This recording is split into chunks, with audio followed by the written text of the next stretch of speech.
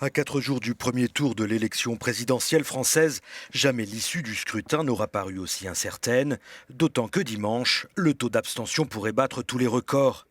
Difficile aussi pour les électeurs d'Ivoire clair.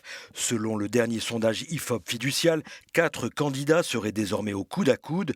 Avec les marges d'erreur habituelles, tout reste donc possible. La tendance actuelle donne toujours Emmanuel Macron et Marine Le Pen en tête du premier tour avec 23 et 22% des intentions de vote. Ils sont désormais talonnés par Jean-Luc Mélenchon, le candidat de la gauche radicale. Mais François Fillon, le candidat des Républicains, résiste lui aussi.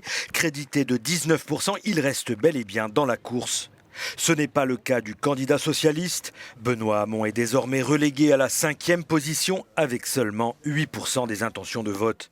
Très loin derrière, 6 autres candidats vont se disputer dimanche les voix des Français.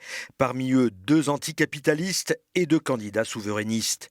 À ce stade, les intentions de vote ne les créditent pas plus de 4% des voix. C'est le cas de Nicolas Dupont-Aignan. Le député maire de Hyères chasse sur les terres de François Fillon et de Marine Le Pen avec un discours anti-européen. Philippe Poutou, le candidat anticapitaliste, culmine à 3%. Il s'est forgé une belle notoriété sur les réseaux sociaux après ses apparitions à la télévision. Avec 1% des intentions de vote, Jean Lassalle se veut le candidat de la France des terroirs. Il fait jeu égal avec le souverainiste François Asselineau.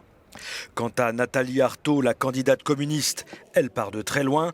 Elle se dispute le plus faible score avec celui de Jacques Cheminade. À 75 ans, c'est le doyen de tous les candidats de cette élection présidentielle.